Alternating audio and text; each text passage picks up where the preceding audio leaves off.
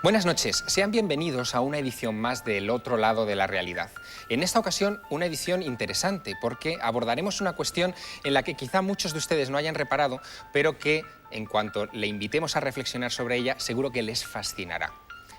¿Es cierto que conocemos, con esta ciencia que nos rodea, todos los habitantes que viven en nuestro planeta? La respuesta es sencilla, clara y directa: no.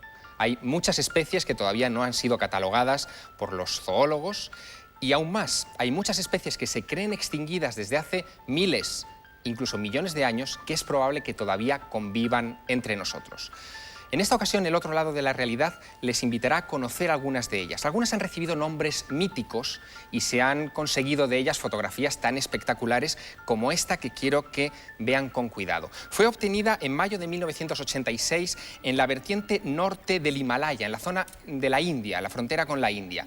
Y el explorador británico que la obtuvo, Anthony Woodbridge, la consiguió después de perseguir una serie de huellas frescas de pies descalzos enormes en la nieve. Sin duda saben ustedes ya que estamos hablando del Yeti, del abominable hombre de las nieves. Algo que hasta hace relativamente poco tiempo podría haber sido considerado folclore de los habitantes de esa región del planeta, pero que sin embargo cada vez fascina a más antropólogos y a más investigadores. Hay pocas personas que puedan decir que han visto al Yeti, pero una de esas personas está con nosotros esta noche aquí en la mesa. Él es César Pérez de Tudela. Buenas noches, César. Buenas noches. César es autor de muchos libros, pero uno de ellos es tan explícito en su título que evidentemente nos va a servir para iniciar la conversación. Yo vi al Yeti. César Pérez de Tudela lo vio el 2 de octubre de 1974 en la base del Annapurna. César, ¿cómo fue aquel encuentro? Yo, fíjate que cada vez que tengo que responder a esta pregunta siento un ligero rubor, ¿no? Un ligero rubor porque me doy cuenta enseguida en la cara de los que te rodean de que hay una enorme incredulidad. Y claro, el que no tengo ninguna necesidad de recibir credulidad soy yo. Es decir, que para mí me resulta indiferente que los demás puedan creer o no puedan creer. Pero César, tú eres un alpinista consumado, maestro de montañeros, escalador, periodista, miembro de la Real Academia de Doctores de España, es decir, que tu credibilidad en ese sentido está fuera de toda duda. Yo soy una persona seria, sí, pero esta sociedad yo no sé si es tan seria o solo... Imagínate que todavía estamos con el concepto materialista de la existencia que encaja... existe lo que tú ves, y lo que tú ves fácilmente. Lo que tú no ves no existe, dice la gente. Yo mientras no lo vea, no lo creo. Fíjate qué frase más inculta, realmente más inculta, ¿no? Hay estudiosos, metafísicos, personajes de cultura muy profunda. No sé, si yo menciono a Panikkar, el hermano de Salvador Panikkar, el jesuita, Raymond Panikkar, cuando tiene esos preciosos pensamientos que dice en la vida estamos llenos de fuerzas, de misterios, en la que nuestro ojo es capaz de ver lo que ve. La lechuza ve 100 veces más porque tiene unos ojos hechos. No oímos todas las estridencias o ruidos que se producen en la naturaleza porque nuestra limitación como mamíferos es tremenda. Pero tú tuviste la suerte de verlo, es decir, no estamos hablando de imaginación. He de decir una cuestión. Ese libro es un libro juvenil, es un libro que además fue la editorial, en este caso era Edelvives, no es por hacer, porque además yo no trabajo ya hace años con ellos, el que se quiso titularlo así. Es decir, yo no lo hubiera titulado nunca así, porque era un libro en el que yo no mencionaba mi vivencia, ni esta visualización. Yo tampoco soy infalible, es decir, que yo he podido equivocarme. No tengo ningún inconveniente en decir mis limitaciones, ¿no? Yo bajaba de la montaña, era una zona baja, ya no era, bajaba de una tentativa solitaria a la Annapurna muy aventurada en aquellos años. Era en el 73. En el 73 era el posmonzón del 73 y yo estaba cruzando el bosque, un bosque cerca del Gandaki, un bosque histórico porque la expedición de la Annapurna de Maurice Hersault estuvo por esas zonas, y entonces era el atardecer, el bosque era oscuro y yo creo que visualicé, tuve frente a mí a este personaje, del cual yo a lo largo de muchos años pues había, por curiosidad había recopilado un poco todos los datos de personajes no orientales, es decir, no nepalíes o hindúes que viven en las montañas, que pueden estar de alguna forma influenciadas por el budismo. En el budismo, sobre todo en el budismo lamaísta, el yeti es una realidad. Sangalorje, ese santón del budismo, pues en sus escritos confesaba que él había tenido criados yetis. Es decir, ¿Y cómo era esa criatura que te encontraste? bueno, pues era una criatura grande, peluda, erguida, y poco más podría yo añadir, ¿no? Porque duró poco ese encuentro. Duró ¿no? muy poco el encuentro. Es decir, que es curioso que ante el llamado hombre blanco, homo sapiens, o como quieras llamarle, todo otro personaje se asusta y se marcha. Esa es la realidad. Menos una gaviota gigante en la Antártida que se empeñó en atacarme varias veces seguidas, porque posiblemente me acerqué a donde estaba incubando sus huevos y demás. Todo lo que se diga de que el animal ataca al hombre es en rarísimas ocasiones. Lo normal es que huya, como huyen los hombres cuando ven algo que no...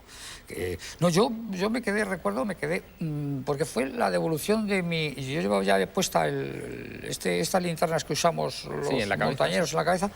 Y entonces es como cuando te devuelven el reflejo en los ojos del ser que tenía frente a mí, es lo que me hizo ver a quien, y posiblemente al ver la luz, pues pudo marcharse. Yo he sido modestamente un estudioso de la recopilación de testimonios de la existencia de este Australopithecus.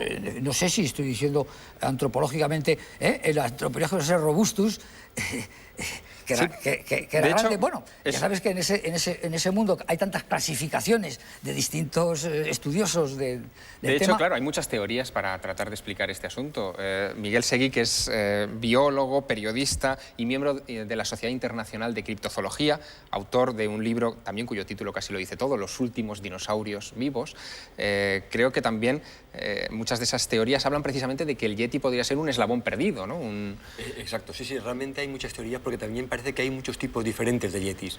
El del Himalaya, igual que el Sasquatch, el pez grande de Estados Unidos, tiene todo el aspecto, al parecer, de ser un posible digamos, simio, no emparentado directamente con el ser humano, tal vez un Gigantopithecus, un simio que podía medir 2,5 metros, 3 metros, cuyos restos fósiles se han encontrado en China y que murió hace unos 100.000 años, supuestamente sus últimos ejemplares. Pero en otras partes del mundo se han encontrado otros tipos de hombres salvajes que los expertos que han estudiado especulan con que podrían ser descendientes, por un lado, de hombre de Neandertal, en el caso de los que viven en Europa o vivían en Europa, en Siberia, en Rusia, etc. Y en África, o los que han encontrado en África, que son unos dos tipos diferentes a grandes rasgos, uno más pequeño y otro más grande, serían unos Homo erectus y otros pitecántropos. O sea que el pitecántropo sería más bien de África, según los estudios que han hecho por el tipo de características físicas que tiene, y el del Himalaya podría ser, si es el grande, el Gigantopithecus. Hay pocas pruebas contundentes, digamos, gráficas, en una sociedad gráfica como la nuestra, que nos hablen de la existencia de estas criaturas, pero hay una que fue muy controvertida y que creo que tanto Miguel como César conocen, que me gustaría que examinaran con detenimiento y que ustedes vieran, que es una filmación obtenida en octubre de 1967 junto al río Bluff Creek en California. El cámara estaba en ese momento buscando huellas del Sasquatch, y cuando de repente una criatura extraña, peluda, se cruza en el camino. Parece incluso que se da cuenta de la presencia del cámara, se gira en un momento dado hacia el cámara y continúa caminando. Se ha llegado a decir que esta criatura es una criatura hembra porque se le han detectado unos pechos, está completamente cubierta de pelo y su manera de andar y sus características no se ajustan demasiado a lo que sería un gorila. Tampoco hay gorilas en esa zona, evidentemente en California. Son 952 fotogramas los que se lograron filmar, que han sido objeto de toda clase de análisis. Miguel Seguí, ¿esta puede considerarse una prueba de la existencia de ese Sasquatch, de ese yeti americano o no? Es un indicio muy polémico, porque ha habido informaciones e investigaciones que han apuntado a que era una falsificación por un lado. Incluso ha salido una persona que dijo que había sido el autor del traje, digamos, que era un experto en efectos especiales que había trabajado para el planeta de los simios. O sea, para situar un poco la cosa. Pero por otro lado también se han hecho estudios que ahora estamos viendo en pantalla. El típica manera de andar de este ser es prácticamente imposible de que sea repetida exactamente igual por un ser humano, por el tipo de zancada. César, ¿se parece en algo a lo que tuviste? Podría. Yo no tengo esa claridad en las imágenes, están dando un día a plena luz. Yo por lo que yo he recopilado y he preguntado, el Yeti, ojalá perviva en los tiempos de él, porque claro, de esto que me hablabas han pasado 30 y tantos años, y entonces individuos solitarios que ya no crean grupo social, que ya han sido, que han sido extinguidos. Realmente yo creo que el Yeti ha sido extinguido por el hombre, parece ser. Yo he indagado en las viejas leyendas serpas y claro, los testimonios es que los serpas, por conflicto de territorio, extinguieron a estos personajes. Yo no sé si llamarlos Menkadmin, como también los llamaron, yetis o... Yo no estoy de acuerdo con eso, ¿eh? Yo creo que, o sea, es un ser, una especie en regresión y que ha desaparecido en muchas zonas, pero hay todavía en la actualidad, tanto el yeti en el Himalaya como el Bigfoot en Estados Unidos, se siguen viendo en la actualidad. O sea, que esté en regresión y que hay zonas donde antes se veían y ahora no, es posible, pero yo creo que todavía, sea lo que sea, permanezca. Y una cosa que quería comentar, que en la observación que has comentado, que tú tuviste la oportunidad de realizar, que fue, has dicho, en una zona boscosa baja, ¿no? Es un sitio ideal. Los investigadores que han estudiado el tema de la posible persistencia de este tipo de seres dicen que no vivirán nunca en las montañas heladas, que ahí los verán de paso, viven en los bosques bajos, que es el sitio ideal para Hay una última teoría que quisiera poner sobre la mesa y sobre todo ofrecérsela a César Pérez de Tudela para que nos la comente, que es de otro maestro de la montaña, que es Reinhold Messner.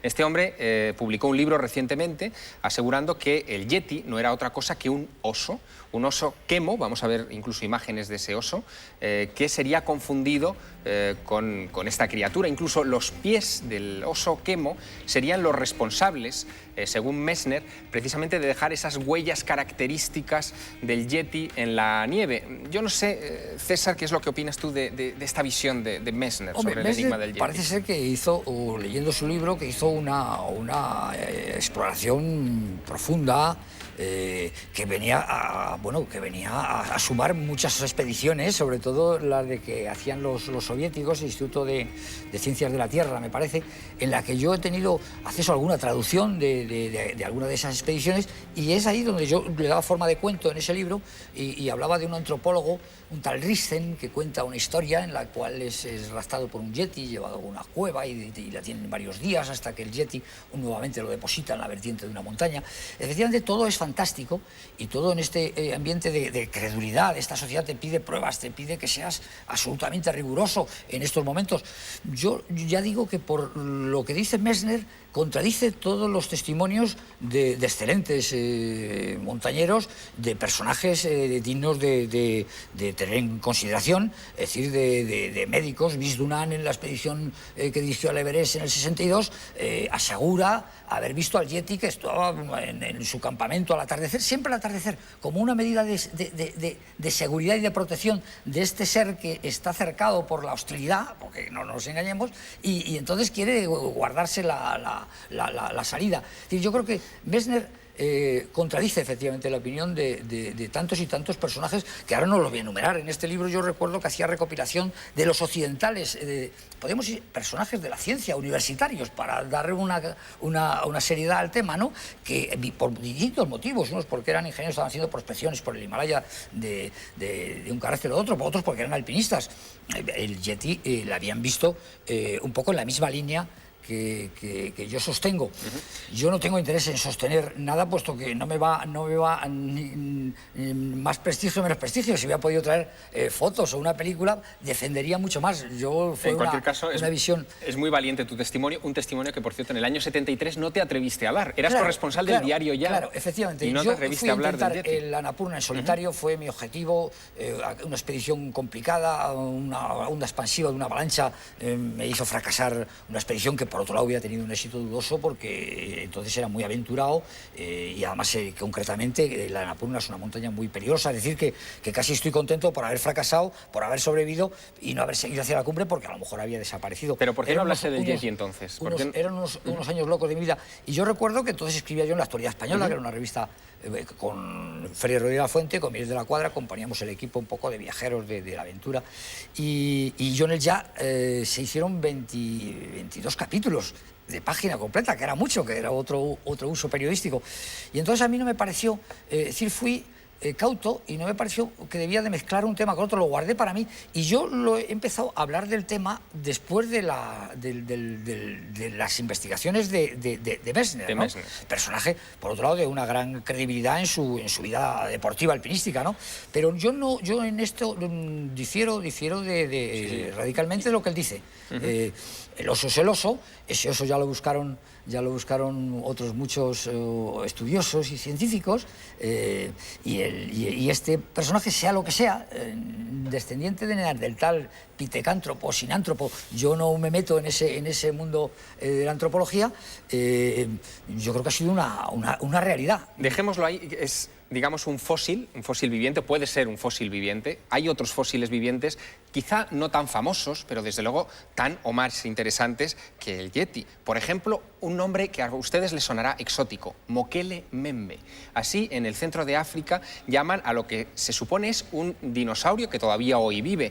Esta persona que vemos en imagen es un biólogo que se llama Marcelino Añaña, que ha llegado a ver a esta criatura en zonas pantanosas del Congo. Quien ha perseguido al Mokele Membe es José Manuel Novoa. Buenas noches. Buenas noches, Javier. José Manuel Novoa es periodista, fue director de la revista Aventura, fundador de la revista Viajar, es autor de una serie de muchos documentales relacionados con la naturaleza, con la antropología. José Manuel, tú has estado persiguiendo a este Mokele Membe. ¿Qué evidencias podemos presentar o encontrar de la existencia de este posible dinosaurio vivo en África hoy? Bueno, tanto como perseguirlo, no lo he perseguido, porque lo que sucedió es que yo estaba rodando una película que estrené hace poco con 300 pigmeos, que ellos, sí, estos pigmeos, de grupo de pigmeos sí que vive todavía en el Neolítico. Bueno, como datos te puedo decir que todavía se tallan los dientes y caminan por la selva pues conservando el fuego con un tizón en la mano. Y es curioso porque esta zona donde supuestamente Mokele Membe o Mokele Mbembe se supone que vive, es una zona muy amplia, no solo es el Zaire, sino es todo podríamos decir que es el corazón de África, las selvas, ese corazón de las tinieblas de Joseph Conrad, ¿no?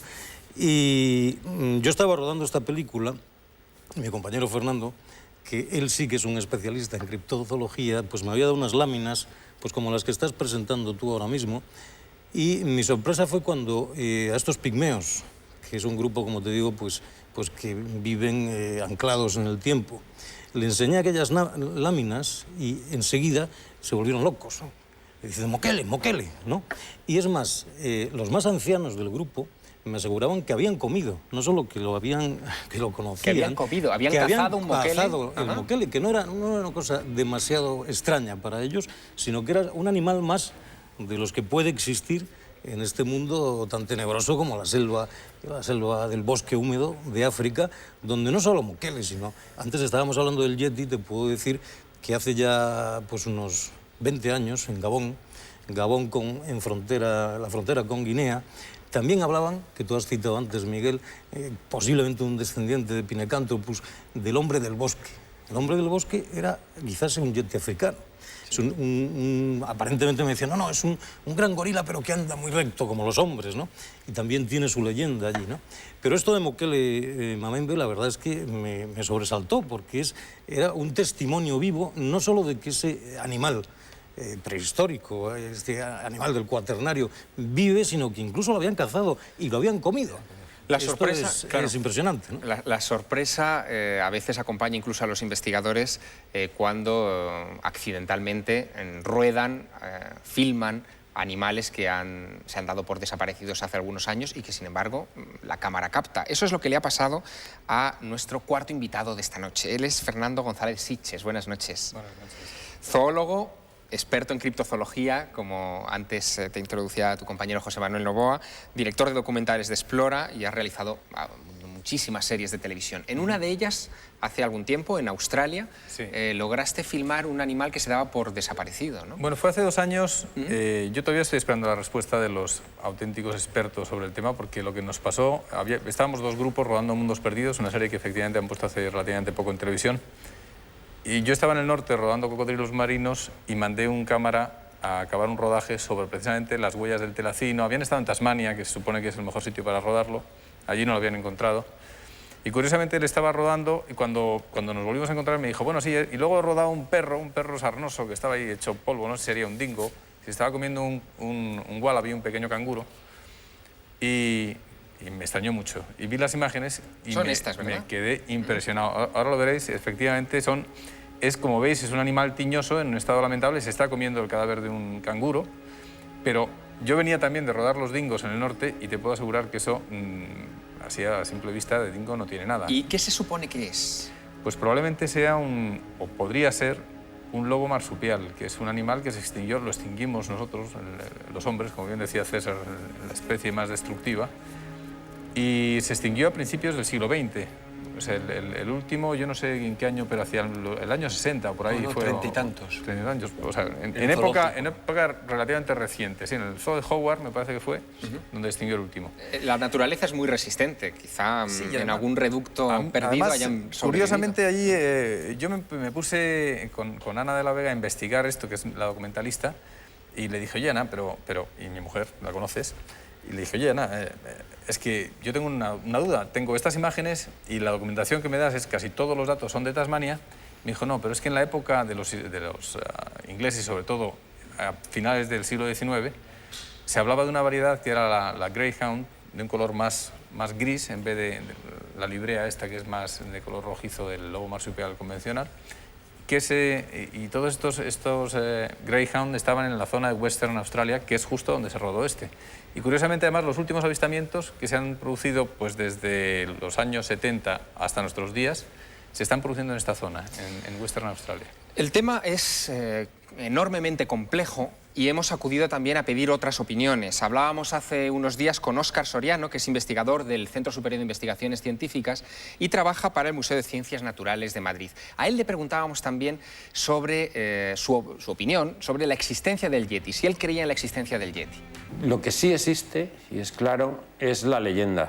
Y es una leyenda muy interesante y un mito muy interesante porque se ha dado en casi todos los lugares del globo. O sea, en todas las partes de la Tierra hay una leyenda de un hombre salvaje. Yo prefiero llamarle hombre salvaje y así englobamos, pues eso, los yetis, los almas, los oranpendej, los Bigfoot, todo esto.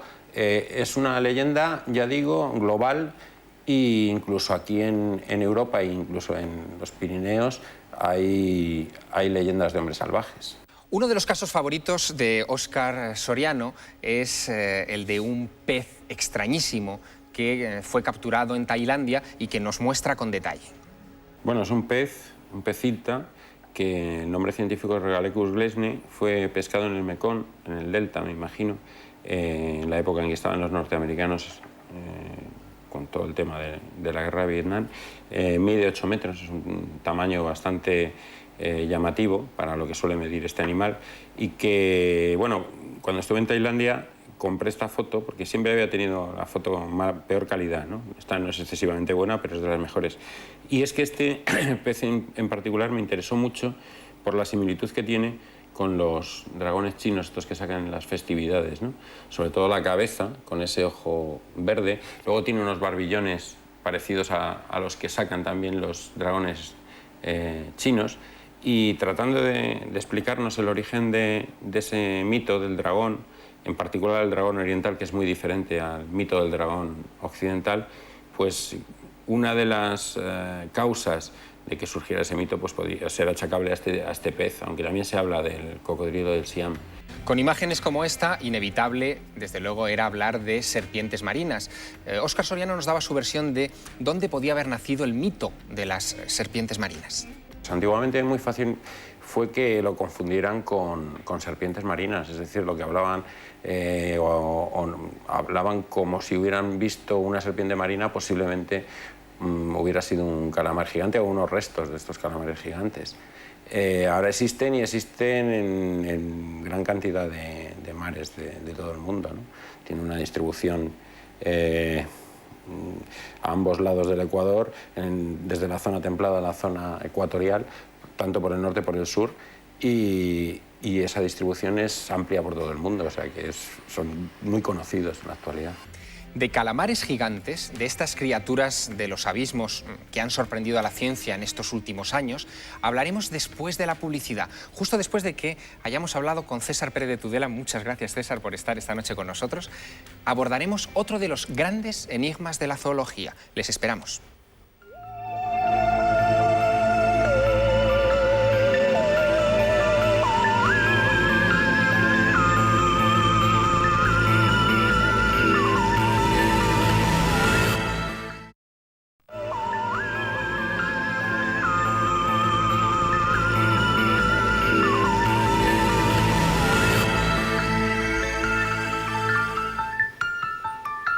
Hay un territorio que cubre el 71% de la superficie de la Tierra, que totaliza unos 361 millones de kilómetros cuadrados, que está lleno de misterios. Naturalmente, me refiero al mar. En el fondo de los océanos pueden existir especies de las que no tenemos no solamente noticias, sino que ni siquiera nos imaginamos. Algunas de ellas han comenzado a emerger en estos últimos años y han sorprendido a los científicos.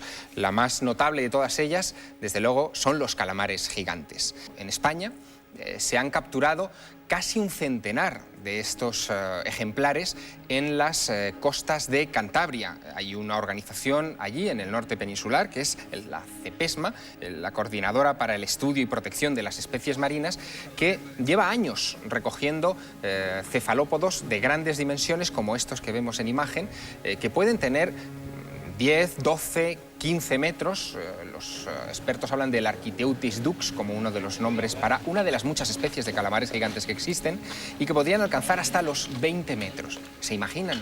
Un calamar gigante de 20 metros, tentáculos de 8 metros, una especie que nace teniendo 2 milímetros de tamaño y que puede alcanzar esa longevidad, esa magnitud en apenas 4 años de vida.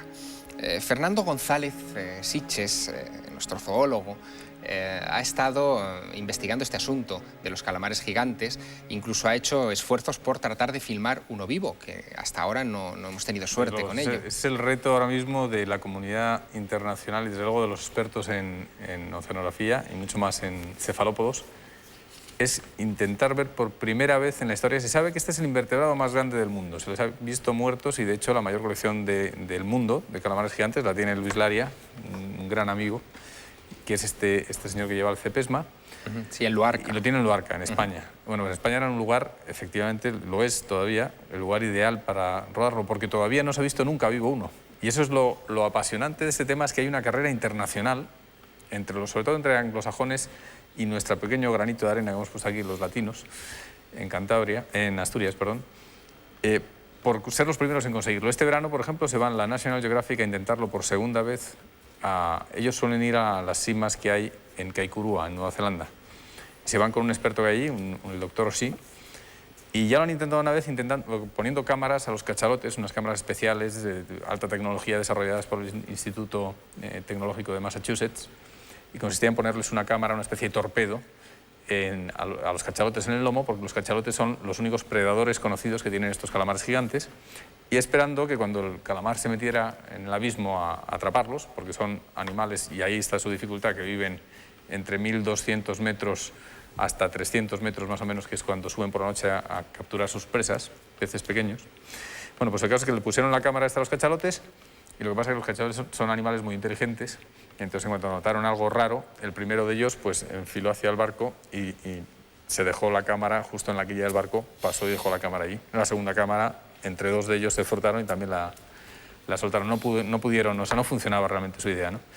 Aquí en España nosotros lo hemos intentado, pero por desgracia yo creo que al día de hoy sin un submarino tripulado, un submarino de profundidad, es casi imposible. Nosotros estuvimos cerquísima, tan cerca como que a 300 metros de una de las cámaras, que estaban suspendidas con unas boyas especiales. Un arrastrero enganchó un calamar gigante, atrapó con su red a un macho, que además son más escasos, son más raros, y nos lo puso en cubierta. Pues probablemente sea el calamar gigante, los tejidos más frescos que ha conseguido la ciencia hasta el momento, pero claro, no es lo mismo que verlo vivo. Decían los científicos y siguen diciendo que un minuto de rodaje de un calamar gigante multiplicaría por 30 lo que se sabe hasta ahora de todos los que se han recopilado durante prácticamente un siglo, ¿no? Calamares gigantes que no solamente se han encontrado en Cantabria, en aguas españolas, también en el sur de España, en la zona del Estrecho también se han capturado, y en Canarias también. También, como decía Óscar, que le hemos oído hablar, que también vino en la expedición antes de la del proyecto publicidad. Kraken, el calamar prácticamente, el calamar gigante, sea una o más especies, son Architeutis, pero el Architeutis dux es concretamente el del Atlántico Norte, pero se especula que pueda haber más de una especie. Por ejemplo, estas imágenes que estamos viendo son calamares gigantes que se encuentran en un acuario, el Aquarium Finisterre de La Coruña, pero ya hay muchos lugares de España que conservan estos calamares en unas soluciones especiales, ¿no? Sí, en concreto ya estamos viendo dos tipos distintos de calamar. Está el Architeutis, que es este que estamos viendo en este momento, y otro que antes han salido Ángel Guerra y su equipo, quizá los mayores expertos en calamares en España ahora mismo, que también manejaban otra especie, que es una que tiene ganchos en vez de ventosas, que tampoco se ha visto viva nunca y que también la hay en Asturias, en el caladero de Carrandi. Hay cosas sorprendentes, por ejemplo, tienen ojos luminiscentes, ¿no? O tienen como bueno, la bioluminiscencia en el abismo es el 90% de las especies conocidas, y probablemente sea extrapolable a las no conocidas, tienen bioluminiscencia. Y en el caso del taningia, que tiene los ganchos, tiene las dos mazas tentaculares, los tentáculos, digamos, más largos. En el extremo, en vez de tener una ventosa, lo que tienen son dos órganos bioluminescentes enormes. Pero vamos, en el abismo hay tal cantidad de bioluminescencia que en muchos casos ha habido confusiones de militares. Y en concreto, por ejemplo, yo recuerdo en la Segunda Guerra Mundial he leído que se llegó a torpedear zonas porque se creía que había submarinos por la noche, porque empezaba a verse que había luces en la profundidad, y eran unos peces pequeñitos que se llaman fotoblefarón, que tienen unos al lado en los párpados, tienen luces con las que se comunican. Es curioso que saques este asunto de los militares, porque precisamente tenemos un documento sonoro que procede de fuentes militares, de la Marina de los Estados Unidos, que en 1997 tuvo la suerte de grabar algo muy curioso. Colocando un hidrófono a gran profundidad, a unos 3.000 kilómetros de la costa norteamericana, ya en el Pacífico Sur, lograron captar un sonido de algo que estaba a 5 kilómetros del hidrófono y que, según los estudios posteriores de la Marina, no era una ballena, no era un pez conocido, desde luego no era un vehículo ni nada fabricado por el hombre, y lo que creen que es el sonido de un calamar gigante, una especie de saludo, vamos a decirlo así, de un calamar gigante. Me gustaría que lo escucháramos con atención.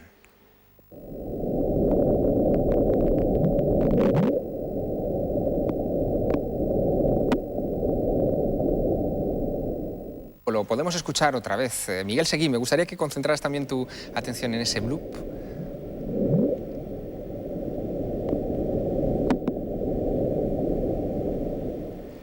Se escucha el sonido de fondo del mar y después ese... bueno, no sé cómo llamarlo, ¿no? Ese sonido no identificado por ahora, pero que sabemos que podría ser de un calamar gigante, más que nada porque no hay otra cosa a que achacárselo, otra cosa viva en el fondo del mar.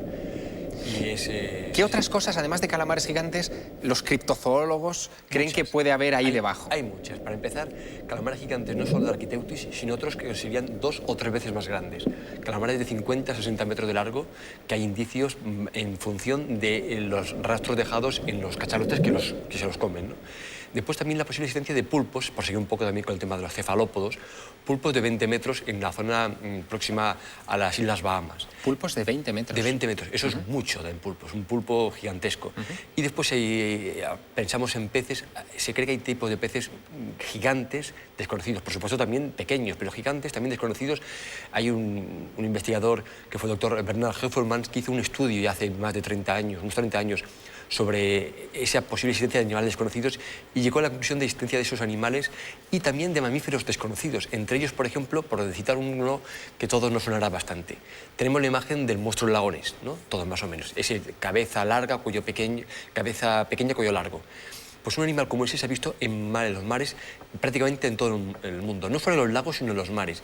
Y se cree que podría ser un pariente de las focas.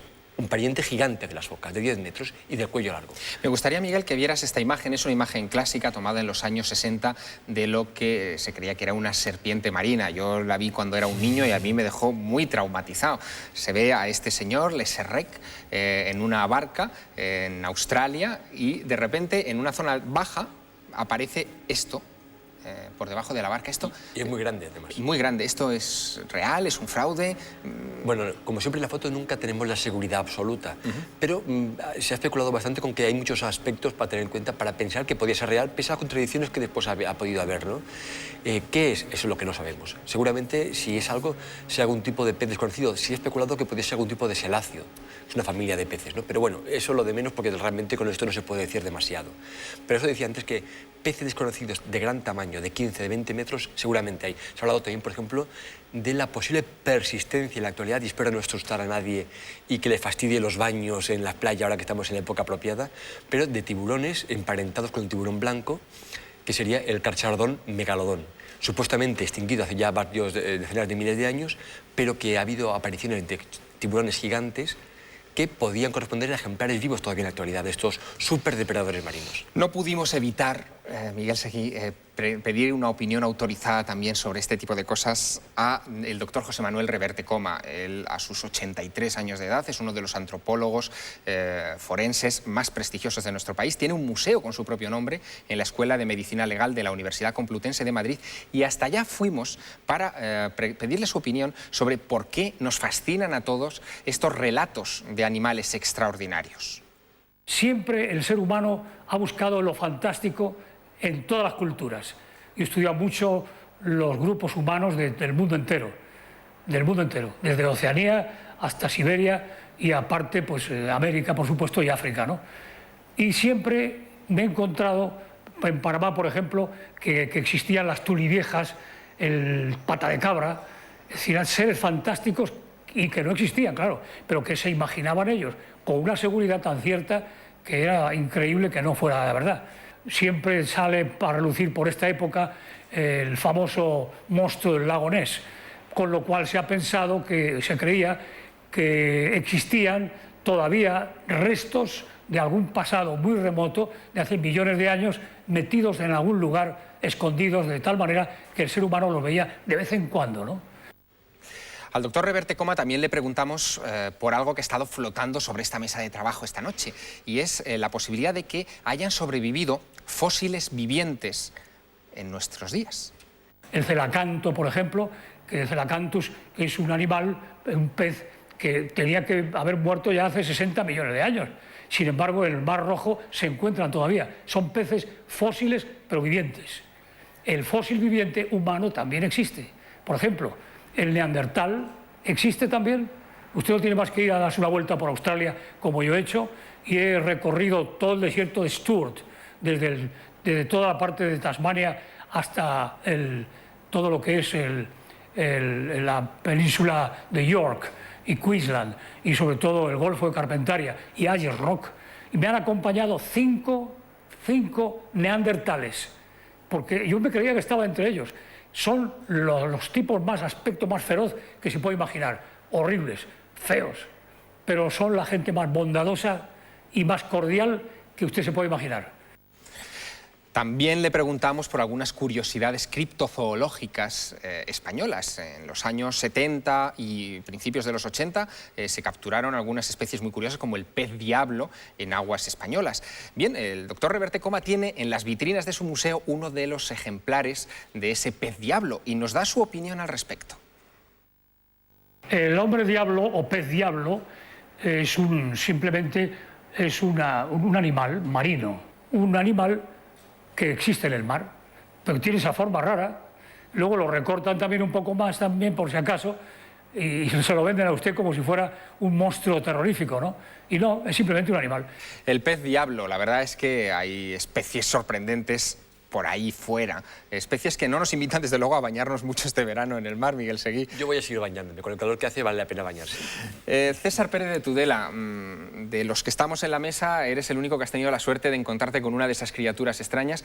Creo que como mensaje final está bien decir que hay mucho ahí fuera que seguir investigando y que seguir explorando, ¿no? Claro, estamos rodeados de misterio. Nosotros mismos somos un misterio hasta para nosotros mismos. Hablábamos del Yeti, pero lo que hay, como vosotros lo sabéis mucho mejor que yo, lo que hay debajo, debajo, en las profundidades del mar. Oye, me ha gustado mucho ver al profesor Reverte también tan optimista y diciendo realidades tan rotundas como los neandertales en en Australia. Yo creo que estamos rodeados de misterio. El que pretenda decir que ya lo sabemos todo es un ingenuo que no es sabio. Somos ignorantes de casi todo. Y bajo ese lema pues tenemos que seguir estudiando, investigando y viviendo en la vida, que lo que es una preciosa fantasía. César Pérez de Tudela, José Manuel Novoa, Fernando González Sitges, Miguel Seguí, muchas gracias por acompañarnos esta noche a esta mesa del otro lado de la realidad. Y dedicamos, como siempre, estos últimos minutos del programa a contestar a las inquietudes de nuestros telespectadores. Es Carmen Porter, nuestra compañera, quien ha hecho una revisión rápida de esos cientos de correos que, bueno, diariamente están llegando a nuestra redacción. Buenas noches, Carmen. Buenas noches, Javier. ¿Cuáles son las inquietudes esta semana de nuestros espectadores? Pues hay muchísimas, y es que daría para un programa o para varios el hacer, pues dar contestación a todas las preguntas que nos llegan. Lo haremos. Yo creo que sí. Vamos a dedicarle un programa a estos espectadores que nos tratan tan bien. Roberto Villanueva nos dice que vio el programa de la semana pasada y que se quedó con una duda. Hablábamos de civilizaciones que podían haber tenido pues una tecnología avanzada, pero no se habló nada de la electricidad. ¿Pudieron tener electricidad en aquella época? Pues hay alguna prueba bastante interesante al respecto. Por ejemplo, la pila de Bagdad. En el Museo de Bagdad, en Irak, se conserva todavía hoy esa vasija de barro que dentro tiene unos electrodos, tiene aproximadamente unos 1000 años y todavía hoy es capaz de generar 1,5 voltios de electricidad. Es decir, que sí, por lo menos para dorar metales y para, digamos, algún tipo de decoración elemental sí que se utilizaba la electricidad. ¿Qué más preguntan? Y amigos que nos preguntaban sobre criptozoología, sobre el lago Ness, y nos decían si era cierto que había webcams que estaban las 24 horas emitiendo imágenes desde el lago Ness, bueno, incluso submarinas. Y sí que las hay, Javier. Sí, el tema, desde luego, del lago Ness se nos ha quedado fuera esta noche del programa, pero es el invitado, digamos, indispensable en un programa sobre criptozoología. Hay incluso filmaciones. Esta, de 1960, es la primera que se conserva del monstruo del lago Ness. Fue obtenida por Tim Dinsdale y se ve una especie de criatura extraña avanzando a lo largo del lago. Esta es otra posterior en la que se ve algo emergiendo por encima del lago. Son muchas, desde luego, las filmaciones desde los 60 hasta nuestros días que recogemos del monstruo y también muchas las fotografías desde los años 30.